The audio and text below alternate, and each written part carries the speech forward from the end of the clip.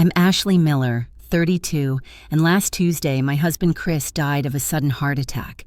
The shock still hasn't worn off. When I called my parents sobbing uncontrollably, my mom said, "We're at Jessica's engagement party right now. Can this wait until tomorrow?" My 8-year-old daughter Madison and I sat alone that night, holding each other as our world collapsed. I never imagined my family would abandon us in our darkest hour, but what they did next was even worse. If you've ever felt betrayed by family when you needed them most, let me know where you're watching from and subscribe to join others who understand this pain. Chris and I met during our sophomore year at UCLA. I was struggling through calculus, and he was the charming teaching assistant who stayed after class to help me understand integrals. His patience was the first thing I fell in love with, followed quickly by his goofy grin and the way he'd get this adorable, shy look on his face. We dated through college, and he proposed on graduation day, hiding the ring in my In-N-Out burger bag. We married young at 23, ignoring warnings from friends who said we should find ourselves before settling down. But Chris was myself. He was the person I wanted to experience everything with. After finishing his MBA, Chris landed a job at Goldman Sachs in downtown Los Angeles. He worked his way up quickly, wowing clients with his integrity and genuine interest in their financial futures. He wasn't just good with numbers, he was a natural people person. That combination made him a rising star at the firm. We spent 5 wonderful years as a couple before deciding to start a family. What we thought would be an easy journey turned into 3 years of heartache. 2 miscarriages, countless fertility clinic visits, and 1 failed round of IVF later, we were emotionally drained and financially stressed. We started talking about adoption when I unexpectedly became pregnant with Madison. The pregnancy was tough. I was on bed rest for the final 2 months, and Chris worked from home to take care of me. He'd bring me avocado toast in bed, massage my aching back, and read What to Expect aloud to both me and our unborn daughter. When Madison finally arrived, Chris cried harder than I did, holding her tiny body against his chest like she was made of spun sugar. For 8 amazing years, we were a family I'd always dreamed of having. Chris coached Madison's Little League team despite knowing nothing about baseball. He learned alongside her watching ESPN tutorials at night after she went to bed. He never missed a school play or a parent-teacher conference. His Google Calendar was filled with reminders about Madison's activities, color-coded by importance. There were warning signs about his health that we both ignored. Occasional chest pains he attributed to stress. Shortness of breath he blamed on his dad bod. The doctor said his slightly elevated cholesterol was normal for a guy approaching 40 with a high-pressure job. Take some statins, exercise more, cut back on saturated fat. Standard advice we took too casually. The morning it happened started like any other Tuesday.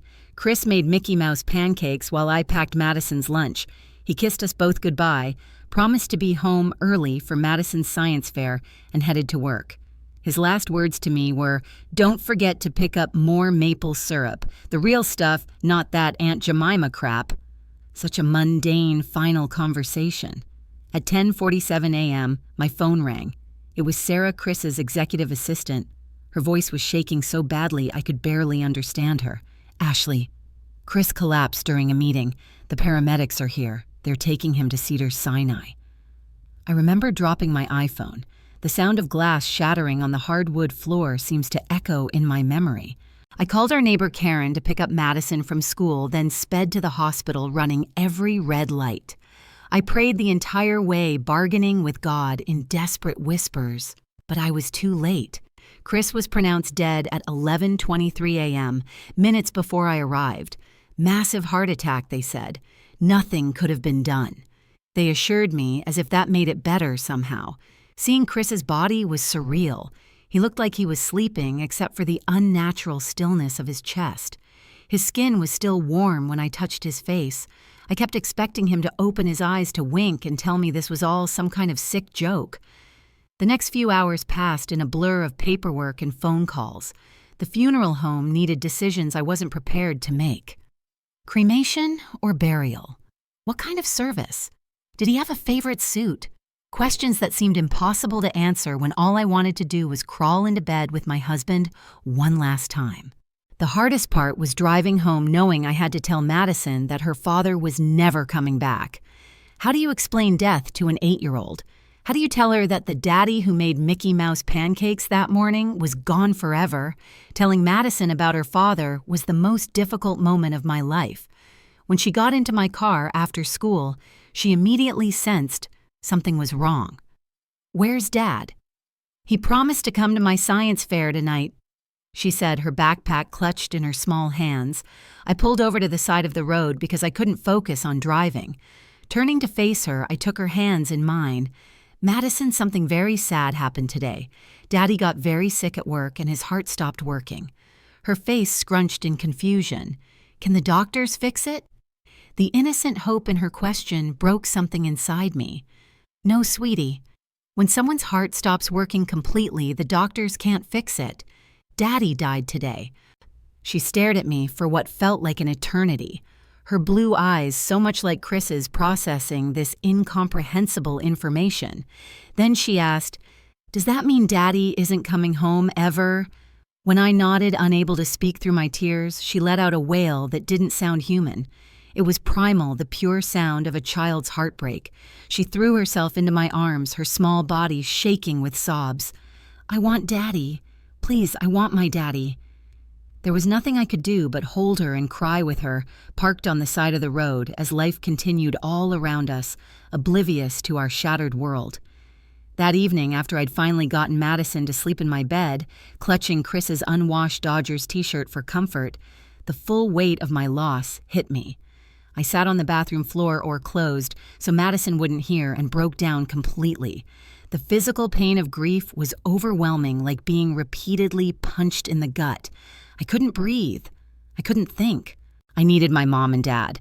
With shaking hands, I called my parents. They'd been married for 40 years, had weathered losses together. Surely they would know what to say, how to help me through this impossible time. My mother answered on the 5th ring, the sound of laughter and music in the background.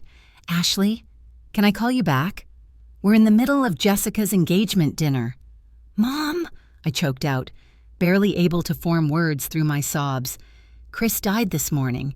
He had a heart attack at work. He's gone." There was a pause, and I heard her cover the phone and say something to someone else. When she returned, her voice was slightly more somber, but still distracted. "Oh my goodness, that's terrible. Are you sure maybe there's been a mistake?" "I saw his body, Mom. There's no mistake." The fact that I had to convince my own mother that my husband was actually dead felt like another trauma on top of everything else. "Well, this is quite a shock, but sweetie, we're in the middle of Jessica's 40th birthday celebration. Everyone's here. We've got the caterers. Can you manage tonight and we'll come by tomorrow when things settle down?" I couldn't believe what I was hearing. My sister's engagement party took precedence over her son-in-law's death, over her daughter and granddaughter's acute grief. My father got on the phone. "Then Ashley, this is awful news. Was Chris's life insurance policy up to date? You know you should call the company first thing tomorrow." Not, "I'm coming right over." Not, "What can we do to help?" But a question about life insurance while my husband's body was barely cold. "I can't believe this is your response," I said, my voice hollow. "My husband just died. Madison lost her father, and you're at a party now."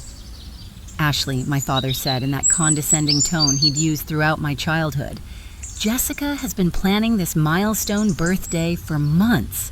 Everyone took time off work to be here. We can't just walk out. Be reasonable." Reasonable. As if grief followed any rules of reason. "Forget I called," I said and hung up.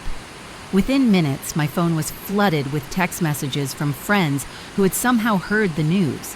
Chris's college roommate, David, my colleague, Lindsay, even my old high school friend, Tiffany, who I hadn't spoken to in years, all offering condolences, asking what they could do to help. Strangers showed more compassion than my own family. My neighbor Karen came over with a casserole and sat with me at the kitchen table as I tried to make a list of people to notify. She offered to stay the night, but I declined. I needed to be alone with Madison to start figuring out how we would navigate this new terrifying reality without Chris. That first night was endless. Madison had nightmares and kept waking up calling for her daddy.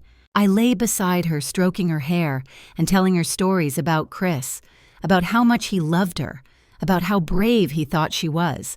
Eventually, she fell into an exhausted sleep, but I remained awake, staring at the ceiling. The absence of Chris's warmth beside me, an unbearable void. Morning came, and with it, the crushing realization that this wasn't a nightmare I could wake from. This was our life now, a life without Chris. A life where my own parents couldn't be bothered to show up when I needed them most. Chris's funeral was scheduled for Saturday, 4 days after his death. Those days passed in a fog of arrangements, paperwork, and trying to comfort Madison while barely holding myself together. My parents called once briefly to ask what time the service started and if they should wear black, or if it was a celebration of life with colorful attire. They didn't offer to help with arrangements or ask how Madison was coping. The day of the funeral dawned bright and sunny, cruelly beautiful for such a dark occasion. Madison insisted on wearing a sundress because Daddy always said, "I look like an angel in sundress." I helped her with her hair, clipping it back in loose waves her dad loved best. We arrived at the funeral home an hour early to greet people. Chris's colleagues from Goldman Sachs arrived first, somber in their dark suits, many of them openly crying. They had lost not just a coworker, but a friend. They each took time with Madison, sharing small stories about her father that she might treasure later.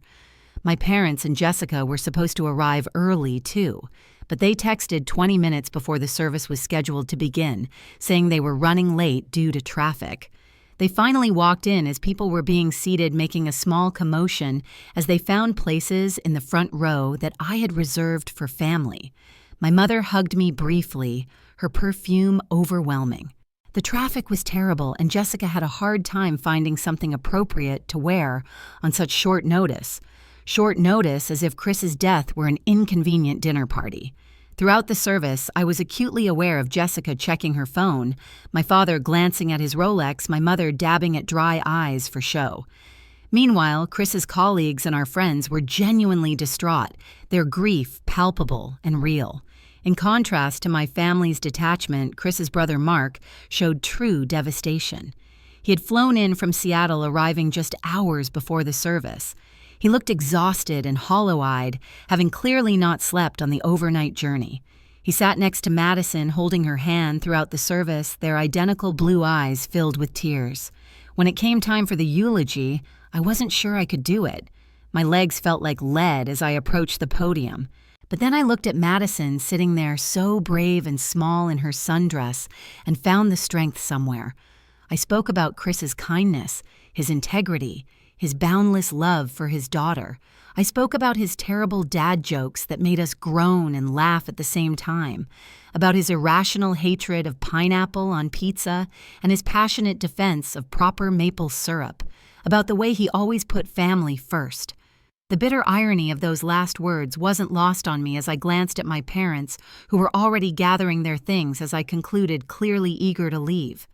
During the reception at our house afterward, I overheard my father talking to my Uncle Steve near the drinks table. "Chris was on the partner track there, you know. The life insurance alone must be substantial, not to mention the investments. Ashley will be set for life." It took everything in me not to confront him then and there to demand how he could be thinking about money on the day we buried my husband. But I was too emotionally exhausted, too focused on making sure Madison was okay to start a scene. My mother and Jessica barely helped with the reception, leaving most of the work to Chris's colleagues, wives, and my friends. They sat in the living room accepting condolences as if they were the primary mourners while I moved through my own home like a ghost, mechanically thanking people for coming, accepting casseroles I would never eat. Meanwhile, Chris's parents, though devastated by the loss of their only son, were models of genuine support. His mother, Donna, took over caring for Madison during the reception, making sure she ate and protecting her from well-meaning but overwhelming guests. His father, Richard, quietly organized the cleanup afterwards, staying until the last guest had left. The contrast between Chris's family and my own was stark and painful. As I watched my in-laws support each other in their grief, while also finding strength to support me and Madison, I felt the absence of that same love from my own parents, like a physical wound. Chris's will had been mentioned briefly during a conversation with the funeral director, but I couldn't bear to think about legal matters yet. Daniel, Chris's friend from law school who had handled our estate planning, gently suggested we wait a week or two before discussing the details. "There's no rush," he assured me. "Everything is in order and you and Madison are well provided for." Chris made sure of that. As the house finally emptied of guests, my parents and Jessica made quick excuses about getting on the road before dark. They left with perfunctory hugs and promises to call soon. They didn't offer to stay and help clean up. Didn't ask if Madison and I wanted company. Didn't acknowledge that this would be our first night after officially saying goodbye to Chris. Instead, Mark and Chris's parents stayed. Donna made up the guest room for Chris's parents and the sofa for Mark. "We'll be right here if you need anything during the night," Donna said, hugging me tightly. "You're not alone, Ashley. Remember that." But as I lay in bed that night, listening to Madison's soft breathing beside me, I couldn't help feeling that in one crucial way I was very much alone. The people who should have been my first line of support, my bedrock in a time of crisis, had proven themselves unworthy of that role. 2 weeks after the funeral, I was sitting at the kitchen table trying to make sense of our health insurance situation when the doorbell rang. Madison was at school her first week back since losing her father. The teachers were keeping a close eye on her and sending me regular updates, for which I was grateful. Through the peephole, I saw my parents standing on the porch, my father straightening his polo shirt, my mother checking her reflection in her compact mirror. I hadn't spoken to them since the funeral. They'd texted a few times with generic messages like "thinking of you" and "hope you're doing oath," but there had been no real communication. I opened the door, not bothering to hide my surprise. "I didn't know you were coming over. We thought we'd check in, see how you and Madison are doing," my mother said, brushing past me into the house. "Is she at school?" "Good. We can talk openly." That should have been my first clue that this wasn't simply a supportive visit, but I was too emotionally drained to pick up on the warning signs. They settled themselves in the living room while I made coffee, falling into the hostess role automatically, even though they should have been taking care of me. When I brought in the mugs, my father was examining the new surround sound system Chris had installed just a month before his death. "Nice setup," he commented, running his hand along the subwoofer. Chris had good taste in electronics. He did, I agreed, the simple past tense still a knife twist in my heart. After a few minutes of awkward small talk about Madison's school and my mother's book club, my father cleared his throat in the way he always did before discussing serious matters. "Ashley, we wanted to talk to you about your situation." He began, setting his coffee mug down precisely on a coaster. "Your financial situation," my mother clarified, exchanging glances with my father, "now that you're adjusting to life without Chris." I stared at them, not comprehending at first what they were getting at. "I'm not sure what you mean. Chris left us well provided for." "Yes, well, that's what we wanted to discuss," my father said, leaning forward. "Your mother and I are getting older. Our retirement fund took a hit in the last market downturn, and with healthcare costs what they are, the implication hung in the air for a moment before I understood. "Are you asking me for money now?" My mother had the grace to look slightly embarrassed, but my father pressed on. "We thought, given Chris's position at the firm and his life insurance policy, that you might be in a position to help family. After all, we are your parents." The audacity of their request left me momentarily speechless. My husband wasn't even cold in his grave, and they were here with their hands out. "How much are you thinking?" I asked, my voice flat. My father, apparently missing my tone, completely brightened. "Well, we were thinking something substantial would make sense. Perhaps 50% of the life insurance payout. That would secure our retirement and leave plenty for you and Madison." 50% of my widowed daughter's support to secure your retirement. I repeated the words slowly, making sure I understood.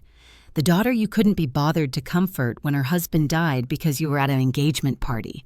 My mother flinched, but my father remained unperturbed. "Now, Ashley, there's no need to be emotional about this. It's just practical financial planning." And we did come to the funeral. "How generous of you to attend my husband's funeral," I said, my voice dripping with sarcasm. We raised you, Ashley, my mother interjected. We paid for your college education. We helped with the down payment on your first house. I think we deserve some consideration now that you've come into money. Come into money. My husband died. I was shouting now. All the hurt and rage of the past 2 weeks boiling over. I didn't win the lottery. I lost the love of my life, the father of my child, and you're treating it like I hit some financial jackpot. My father's expression hardened. There's no need to be dramatic. Chris knew the risks with his heart condition. He should have taken better care of himself. And now that he's gone, it's just practical to discuss how his assets should be distributed. Family should help family. In that moment, as my father casually blamed Chris for his own death while simultaneously trying to profit from it, something snapped inside me. The grief that had left me passive and numb for 2 weeks suddenly crystallized into razor-sharp clarity. "Get out," I said quietly. "Ashley, be reasonable," my mother began. "Get out of my house," I screamed, the force of my anger physically propelling me to my feet. "How dare you come here asking for Chris's money? How dare you blame him for dying? He was worth 100 of you, and you couldn't even be bothered to comfort your own daughter when she was breaking apart." My parents looked genuinely shocked at my outburst. They had never seen me truly angry before, having raised me to be accommodating, to avoid conflict, to be the good daughter, while Jessica got to be the demanding one. "We're only asking for what's fair," my father said stiffly, standing up. "We're your parents, Ashley. We deserve respect." "Respect is earned," I replied, my voice shaking, "and you've earned none. Now get out before Madison comes home and hears what kind of people her grandparents really are." They left in a huff, my mother making noises about me being ungrateful and my father muttering about reconsidering our relationship. I closed the door behind them and sank to the floor, trembling with rage and hurt. Later that afternoon, when I picked Madison up from school, she seemed more withdrawn than usual. In the car, she was very quiet. Then she finally spoke up. "Mommy, why were Grandma and Grandpa at our house today?" My heart sank. "Did you see them?" She nodded. "Mrs. Johnson let me go to the bathroom during math, and I saw their car from the school window. Did they bring something for us?" The innocent question broke my heart anew. "No, sweetie. They just came to talk to me about some grown-up things." "Did they ask about Daddy's money?" she asked, surprising me with her perception. "What makes you say that?" Madison looked down at her hands. "I heard Grandpa at the funeral telling Uncle Steve that we would get lots of money because Daddy died. Is that true? That my 8-year-old daughter had overheard such a conversation made me physically ill. Madison, your daddy, made sure we would be taken care of, yes. But money doesn't make up for not having him here with us." She nodded sagely. "I would give all the money in the world to have Daddy back." "Me too, baby," I whispered. "Me too." That night, I called Mark, who had returned to Seattle but was planning to come back for an extended stay during his summer break to help us adjust. I told him about my parents' visit and their demand. "Are you kidding me?" he exploded. "They want half of Chris's life insurance. That's insane, Ashley." "I know. I still can't believe they asked, but I'm worried they might not let it go. My father can be very stubborn when he thinks he deserves something." Mark was quiet for a moment. "Chris talked to me about his financial planning. You know he was very thorough. I wanted to make sure Madison would be taken care of through college and beyond if anything happened to him. He would be furious about your parents trying to take that security away from her." "I know," I said softly, the familiar ache of missing Chris intensifying. "I think I need to talk to Daniel about the legal situation just to be prepared." "That's a good idea," Mark agreed.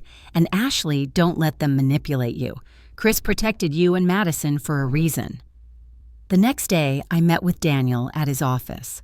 He was sympathetic but not surprised by my parents' behavior. "Unfortunately, I see this kind of thing more often than you'd think," he said, reviewing Chris's will and insurance documents. "But I can assure you, everything is airtight. Chris designated you as the sole beneficiary of his life insurance and retirement accounts. Your parents have absolutely no legal claim to any of it." "Could they contest the will?" I asked, worried. Daniel shook his head. The will is clear and properly executed, and even if they tried, they have no grounds. Chris was of sound mind, and parents have no automatic right to inherit from adult children, especially when there's a spouse and child. That reassurance should have made me feel better. But as I left Daniel's office, my phone buzzed with a string of text messages from my parents, and surprisingly, from Jessica. From my father, "We need to discuss this situation like adults. Call me." From my mother, "I raised you better than this, Ashley. Family comes first." From Jessica, "You've always been selfish, but this is low even for you. Mom and Dad deserve better." The hypocrisy of Jessica, who had barely looked up from her phone during Chris's funeral accusing me of being selfish, was almost laughable. Almost, if it weren't so painful. That evening, as Madison and I were eating dinner, my father called. When I didn't answer, he left a voicemail demanding a family meeting at their house on Sunday afternoon. "This concerns all of us, Ashley. Be there at 2 hours. Bring Madison." I set the phone down, my appetite gone. Involving Madison in this ugly situation was the last thing I wanted, but maybe it was time to have everything out in the open to make a final break if necessary.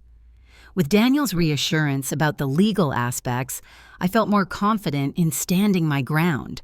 "Was that Grandpa?" Madison asked, pushing her peas around her plate. "Yes," I admitted. "He wants us to come over on Sunday." Madison was quiet for a moment, then asked, "Do we have to go?" The fact that my daughter, who had once loved visiting her grandparents, now seemed reluctant spoke volumes. "I think we should," I said carefully. "Sometimes it's important to face difficult situations directly." She nodded, a look of determination crossing her face that reminded me painfully of Chris. "Okay, but can I bring something with me? I have an idea." "What kind of idea?" I asked, curious about her sudden intensity. "Just something Daddy taught me about standing up for yourself," she said cryptically. "Can I use the computer after dinner?" Agreed, wondering what my 8-year-old was planning, but trusting that whatever it was, it came from the good heart and strong values her father had helped instill in her. The days following my parents' visit were filled with conflicting emotions. Grief for Chris remained a constant heavy weight, but now it was complicated by anger and betrayal toward my family. In quiet moments when Madison was asleep, I found myself revisiting memories from childhood, seeing them in a new, harsh light. There was the dance recital where my parents left early to make it to Jessica's softball games, but never the other way around. The Christmas when I received practical clothes while Jessica got the expensive art supplies we both had asked for. The way my academic achievements were expected while Jessica's C+ grades were celebrated as trying her best. Small inequities that seemed insignificant individually, but formed a pattern when viewed collectively. I called Sarah, Chris's assistant, who had become a friend in the weeks since his death. "Am I overreacting?" I asked her after explaining my parents' demand. "Is it normal to feel this angry, or is it just grief making everything worse?" "Ashley," she said firmly, "if my parents had done that to me, they'd be dead to me. What they did is beyond inappropriate. It's cruel." Her validation helped, as did a long conversation with Mark that evening. He was planning to take a leave of absence from his teaching position to come stay with us for a few months. A kindness that brought me to tears. Chris made me promise. He explained years ago when you were pregnant with Madison, he made me swear that if anything ever happened to him, I would be there for you both. I intend to keep that promise. The contrast between Mark's loyalty to his brother's wishes and my own parents' behavior couldn't have been starker. Meanwhile, Madison had been unusually focused on some project she was working on in her room, hunched over her desk with colored pencils and paper. When I asked what she was doing, she just smiled secretively and said, "Something important for Sunday." On Saturday, I decided to review Chris's financial documents more thoroughly, wanting to be fully informed before the confrontation with my family. Chris had been meticulous about our finances, keeping everything organized in a home office filing cabinet. As I went through the folders, I found a sealed envelope with my name on it in Chris' handwriting. With trembling hands, I opened it to find a letter dated just 3 months earlier, around the time of his last physical. My dearest Ashley, it began. If you're reading this, it means the doctor's concerns about my heart were more serious than I let on. I didn't want to worry you, but I've updated our will and insurance policies just in case. Everything goes to you with provisions for Madison's education and future. Use it well, live fully, and know that my greatest joy was being your husband and Madison's father. I broke down sobbing, both devastated that he had kept his health concerns from me and deeply moved by his foresight and care. Chris had known there was a risk and had prepared for it while trying to spare me the worry. It was so typically him, both frustrating and loving in equal measure. The letter continued with specific instructions about the insurance policies and investments, but also included a paragraph that caught my attention. I've set up a separate trust for Madison that can't be accessed until she's 25, except for education expenses. This is important, Ashley. Your father has approached me twice about investment opportunities that were thinly veiled requests for money. I declined politely, but he seemed to think my death would create an opportunity for him to access funds through you. Don't let that happen. Your parents have made poor financial choices for years, and while I sympathize, Madison's future cannot be compromised to bail them out. The revelation that my father had already tried to get money from Chris while he was alive added another layer of betrayal. Chris had protected me from this knowledge, probably trying to preserve my relationship with my parents. Even in this, he had put my feelings first. Armed with this new information, I called Daniel again to verify that the trust Chris mentioned was indeed secure from any claims. He assured me it was ironclad and also suggested I bring a copy of Chris's letter to the family meeting. It's not legally necessary, he explained, but it might be useful to have Chris's explicit wishes documented if they try to pressure you emotionally. Sunday morning arrived with a sense of impending confrontation. Madison was unusually quiet as we got dressed, but there was a determined set to her small shoulders that reminded me of Chris before an important client meeting. "Are you sure you want to come?" I asked her one last time as we prepared to leave. "You could stay with Karen instead." She shook her head firmly. "I need to be there, Mom, for Daddy." On the drive to my parents' house, Madison clutched a manila envelope to her chest, still refusing to tell me exactly what was inside. "It's a message from me and Daddy," was all she would say. As we pulled into the driveway of the suburban home where I'd grown up, I noticed several cars I recognized as belonging to my aunts and uncles. My parents had apparently invited an audience, perhaps thinking I would be less likely to refuse them in front of extended family. "Ready?" I asked Madison, my hand on the ignition. She nodded, her face solemn beyond her ears. "I'm ready, Mom. Don't worry." We walked to the front door hand in hand, both of us drawing strength from the other. Before I could ring the bell, the door swung open to reveal my mother dressed formally as if for church, her face set in a practiced expression of concern. "Ashley Madison, come in. Everyone's waiting in the living room." We followed her through the familiar hallway into the large living room where Id spent countless childhood Christmases and birthdays. Now it felt like walking into an ambush. My father sat in his recliner, positioned like a judge presiding over a court. Jessica was perched on the arm of the sofa, scrolling through her phone. Around the room sat my Aunt Susie, Uncle Steve, and my father's brother Kevin with his wife Lisa. "Thank you for coming," my father said formally, as if this were a business meeting rather than a family gathering. "We have important matters to discuss." I remained standing, keeping Madison close to my side. "Before we start, I want to be clear that whatever you have to say, you can say in front of Madison. She has a right to know what's happening in her family." My mother frowned. "Ashley, this is hardly appropriate conversation for a child. If it's not appropriate for her to hear, then it's not appropriate for you to be asking," I replied evenly. "This concerns her future, too." My father cleared his throat. "Fine. Well, get right to the point. Your mother and I have been discussing the family financial situation. As you know, we helped you considerably throughout your life, from college tuition to the down payment on your first house." I bit back the retort that they had paid half as much for my education as they had for Jessica's art school, which she never completed. This wasn't the time for old grievances. We believe, he continued, that given the substantial windfall you've received from Chris passing, it's only fair that you assist the family in return. We're proposing a distribution that would secure our retirement and also provide some assistance to Jessica, who, as you know, has struggled financially as an artist. Jessica looked up from her phone long enough to give me a smug smile, as if my husband's death were some cosmic balancing of the scales between us. I've prepared a breakdown of what we consider a fair distribution, my father said, passing me a printed document. As you'll see, we're suggesting 50% of the life insurance proceeds be directed to your mother and me, with an additional 15% allocated to Jessica. I scanned the document, which detailed not just percentages, but actual dollar amounts.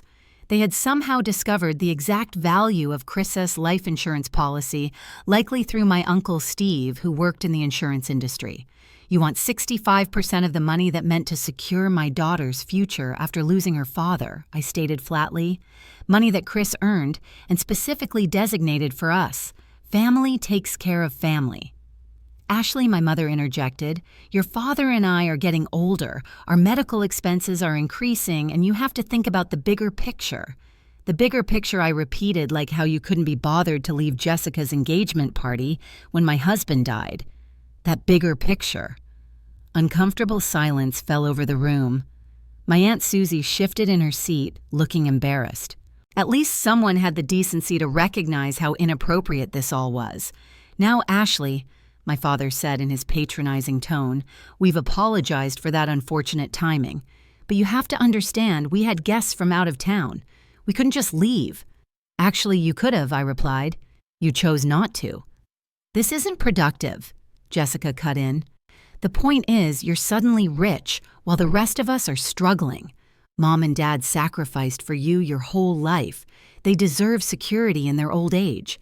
And what about Madison's security? I asked, my voice rising despite my efforts to stay calm. Do you think Chris died so that you could buy a new car or go on cruises? That money is for his daughter's future. My father stood up, his face reddening. Now you listen here. We are your parents. We raised you, fed you, clothed you. You owe us respect and consideration. Respect, I laughed bitterly. You haven't shown me or Madison an ounce of respect or genuine concern since Chris died. All you care about is what you can get from us. That's not true, my mother protested weakly. We care about you, Ashley. We're just trying to be practical.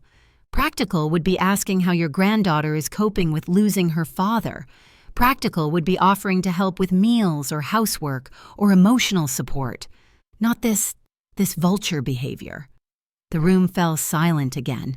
My Uncle Kevin looked uncomfortably at the floor while his wife Lisa glared at my father clearly, as appalled as I was. Into this tense silence, Madison suddenly stepped forward, still clutching her envelope.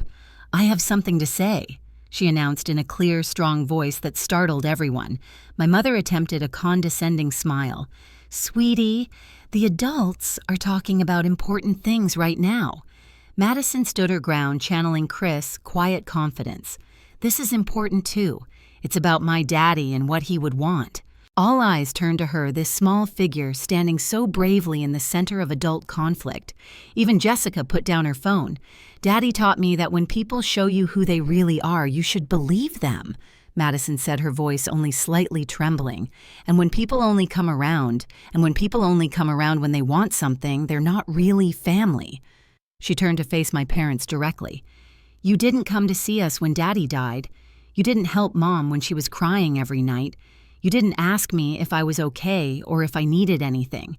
You only came when you wanted money.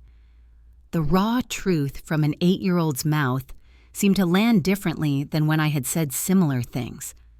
My mother's carefully composed face crumpled slightly, while my father seemed at a loss for words.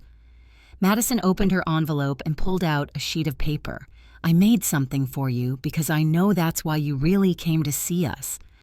She walked over and handed the paper to my father. It was a child's drawing, but as I glimpsed it over his shoulder, I saw it was designed to look like an invoice. At the top, in Madison's careful handwriting, it read, Bill for real love and support.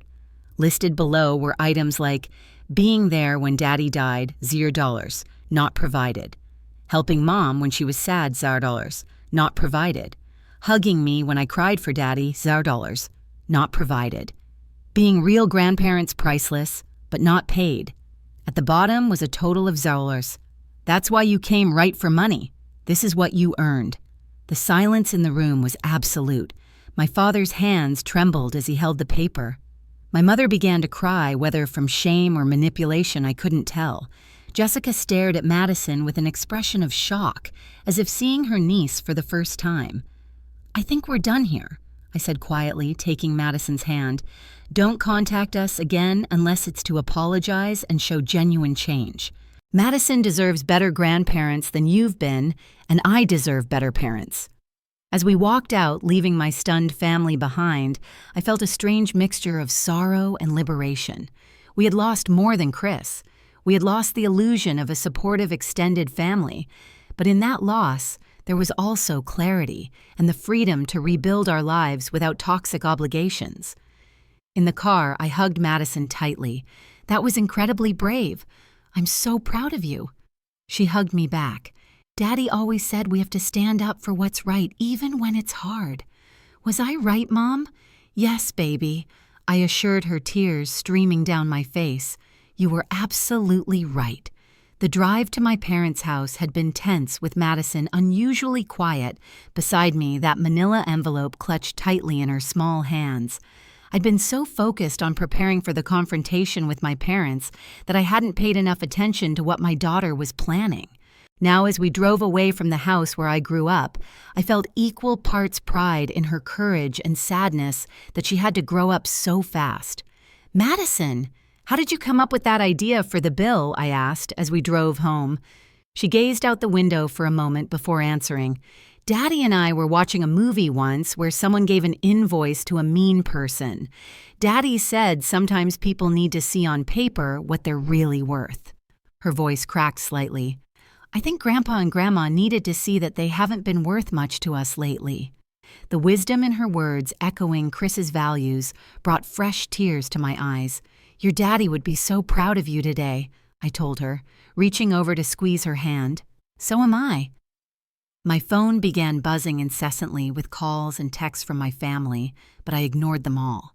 This wasn't a negotiation. It was a boundary being firmly established. Whatever fallout came from this confrontation would have to wait until Madison and I had processed what had happened. When we got home, Mark was waiting on our porch.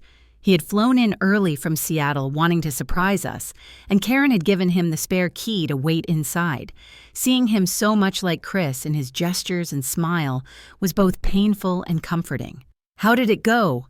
he asked, embracing us both.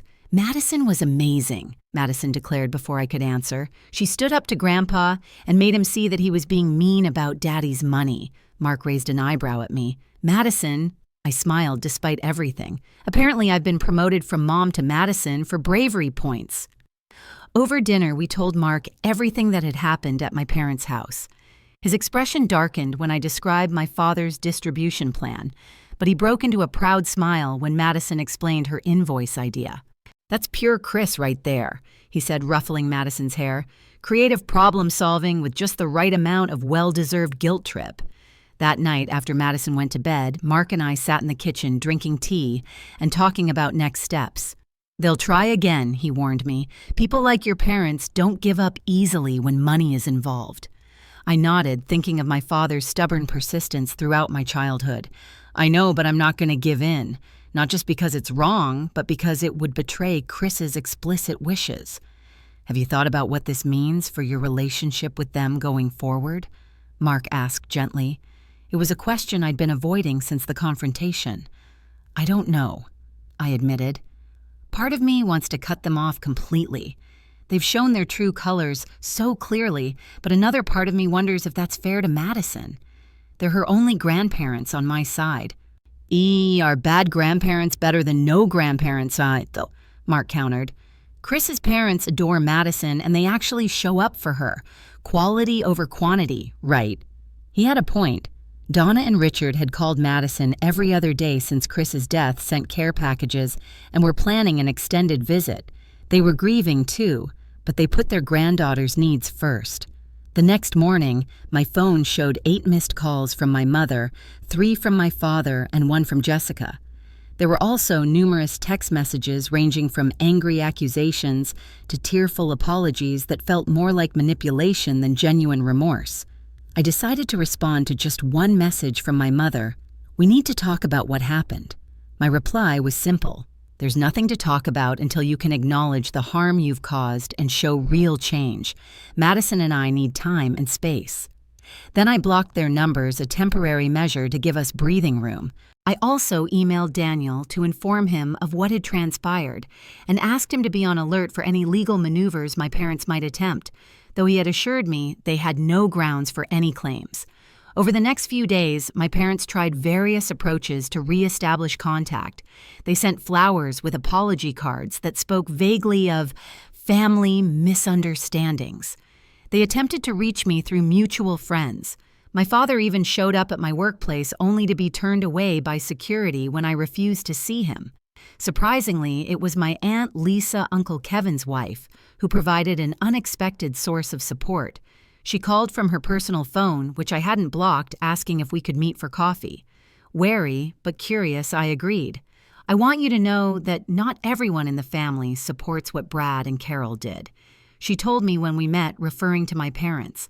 Kevin and I were horrified. We only went to that meeting because they told us it was about planning a memorial scholarship in Chris's name. Her honesty was refreshing, and it helped to know that not all my extended family were complicit in my parents' scheme. "They've always favored Jessica," Lisa continued, confirming what I'd felt but doubted for years. "We've all seen it, but no one wanted to interfere. Maybe we should have." A week after the confrontation, a formal letter arrived from my father written on his business stationery, as if to lend weight to his words. It stated that unless I was willing to come to a reasonable financial arrangement with them, they would be forced to reconsider our relationship with you and Madison entirely. It was meant to be threatening, I suppose, this idea that they would cut us off. Instead, it felt like permission to move forward without the burden of toxic relationships. I filed the letter with Daniel in case it was ever needed as evidence of their intentions. 2 weeks after our confrontation, my mother tried a new tactic, showing up at Madison's school at pickup time. Fortunately, I had already informed the school about the situation, and they called me immediately. By the time I arrived, the principal had politely but firmly asked my mother to leave, reminding her that only authorized individuals could interact with students. Standing in the school parking lot, my mother looked smaller, somehow less imposing than she had throughout my childhood. "You're turning everyone against us," she accused when she saw me. "No, Mom. Your own actions are doing that," I replied evenly. "Please don't come to Madison's school again. If you want to rebuild a relationship with us, it needs to start with respect for our boundaries. We're your parents." She protested, tears forming in her eyes. "You can't just cut us out of your life." "I'm not cutting you out," I clarified. "I'm asking you to step back and reconsider how you want to be part of our lives. Do you want to be the grandparents who support and love Madison unconditionally, or the ones who saw her father's death as a financial opportunity? The choice is yours, but there are consequences either way." She didn't have an answer for that, and we parted without resolution. It was the last direct contact I had with either of my parents for nearly 2 months. During that time, I focused on Madison on starting to build our new normal, without Chris, but with the support of those who truly cared for us. Mark stayed with us for 3 months, his presence a daily reminder of Chris in the best possible way. He taught Madison to play chess, something Chris had planned to do. He helped me sort through Chris's belongings when I was finally ready, sharing stories and memories that made the painful task bearable. Chris's parents visited for extended periods, filling our home with warmth and genuine love. Donna taught Madison to bake Chris's favorite cookies, maintaining a connection to her father through shared activities. Richard took her fishing patiently, showing her how to tie the knots Chris had learned from him decades earlier. Meanwhile, news of my parents' behavior spread through the family grapevine. Aunt Susie called to apologize for her presence at the ambush, explaining that she'd been told it was a gathering to discuss supporting us. Uncle Steve, who had initially seemed aligned with my father, sent a card expressing his regret for not speaking up during the confrontation. Even Jessica eventually sent an email that, while stopping short of a full apology, acknowledged that the timing of their financial requests had been insensitive. It wasn't much, but it was the first time in our adult lives that she had conceded any wrongdoing. 3 months after Chris's death, on what would have been our 13th wedding anniversary, I received another letter from my parents. This one came in a plain envelope, handwritten, rather than typed on business letterhead. It was the first communication from them that felt potentially genuine. "Dear Ashley and Madison," it began, "we've spent these past weeks reflecting on our behavior and the pain we've caused you during an already unbearable time of loss. There are no excuses for what we did. We allowed greed and self-interest to override our love and responsibility as parents and grandparents. We failed you both, and we failed Chris's memory." The letter continued with specific acknowledgments of their actions, from missing the funeral to the attempted financial grab, without the vague language of their previous apologies. They didn't ask for forgiveness or for contact to be resumed, only expressed hope that someday we might have the opportunity to demonstrate through actions, not words, that we can change. I read the letter several times, trying to gauge its sincerity. Then I showed it to Mark before deciding whether to share it with Madison. "It seems different from their other attempts," he observed cautiously. "Less manipulative, more accountable, but ultimately it's your call whether to believe it." I tucked the letter away, not yet ready to make a decision about how or whether to respond. The wound was still too fresh, the betrayal too profound. Time would tell if their remorse was genuine or just another strategy. For now, Madison and I were focusing on healing, on building our life without Chris, but with his values and love as our foundation. Whatever happened with my parents would be determined by their actions going forward, not by promises or apologies, however well crafted. As Mark prepared to return to Seattle with plans to visit again soon, he helped me organize a memorial gathering on Chris's birthday. Unlike the funeral, which had been somber and formal, this was a celebration of Chris's life held in our backyard, with his favorite barbecue food and music. Friends and colleagues shared funny stories about Chris. His parents brought photo albums from his childhood. Madison presented a memory book she had created filled with ticket stubs, notes, and mementos of activities with her father. Notably absent were my parents and Jessica, who had not been invited. It was a boundary I needed to maintain for now, creating a safe space for grief and remembrance without the tension their presence would bring. As the gathering wound down and guests began to leave, Madison tugged at my sleeve. "Mom, can we invite Grandma and Grandpa next time?" she asked quietly. "Which grandparents, sweetie?" I asked, though I knew who she meant. "Mom's parents," she clarified. "The ones who asked for money. I think Daddy would want us to give them another chance if they're really sorry." Her compassion, so like Chris's, brought tears to my eyes.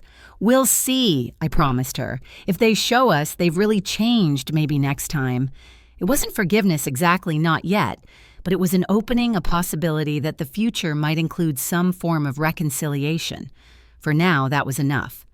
The envelope confrontation marked a turning point in our lives. In the immediate aftermath, the division in my extended family was stark and painful. Some relatives sided firmly with my parents, viewing me as the ungrateful daughter who refused to help family. Others recognized the inappropriate nature of my parents' demands and offered quiet support. My Aunt Lisa became an unexpected ally, calling regularly to check on Madison and me, and occasionally passing along family news without pressure or judgment. Uncle Kevin, though less demonstrative, showed his support by sending Madison books and science kits, remembering her interests in a way my parents rarely had. The most surprising reaction came from my cousin, Jennifer Jessica's daughter, who was in her early 20s. She reached out via email about a month after the confrontation. "I've always seen how differently Grandma and Grandpa treated you compared to Mom," she wrote. "What they did after Chris died was inexcusable, and I want you to know that not everyone in the family thinks you're wrong for standing your ground." Her message meant more than she could know.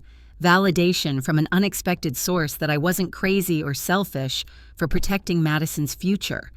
My parents' initial reaction to being cut off was a campaign of manipulation. They enlisted family members to plead their case, sent guilt-inducing emails, and even attempted to use Madison's school as a point of contact. When these efforts failed, they shifted tactics to more direct threats, suggesting they might contest the will despite having no legal grounds to do so. Daniel Chris's lawyer friend responded to these threats with a firmly worded legal letter, outlining the baselessness of any potential claims and the possible consequences of harassment. After that, the direct pressure eased, though the emotional fallout continued. Throughout this difficult period, I was surprised by how many people stepped forward to support us. Chris's colleagues established a college fund for Madison separate from what Chris had already arranged. My neighbor Karen, a retired teacher, helped Madison with homework when grief made concentration difficult. Even my boss at the architectural firm where I worked as an office manager showed unexpected compassion, allowing me flexible hours to attend grief counseling with Madison.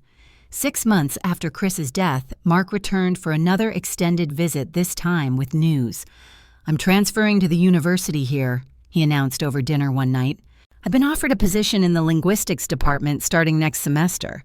"You're moving back to the States?" I asked, surprised. Mark had been living in Seattle for nearly a decade. He nodded, glancing at Madison, who was practically bouncing with excitement.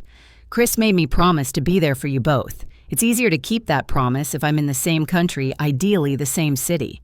The decision to reconfigure our lives without Chris wasn't simple, but having Mark nearby made it easier.